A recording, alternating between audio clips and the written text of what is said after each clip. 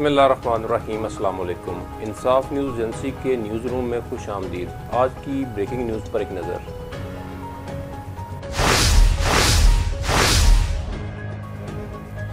عنایت الانجم clear کی report کے مطابق patrolling police check post head Faqirian کی ناجائز اسلحہ کے خلاف زبردست کارروائی۔ ریکارڈ یافتہ ملزم دانیال ارشد سے پسٹل 30 بور بما 17 ضرب راؤنڈ برآمد۔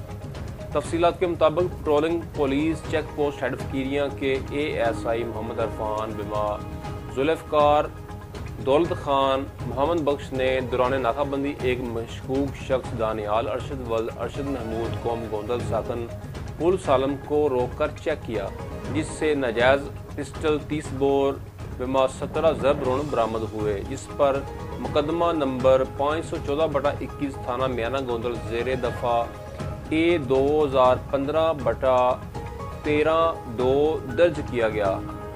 ملزم تھانہ میانہ گوندل کا سابقہ ریکارڈ یافتہ اور 324 کا مطلوب نکلا۔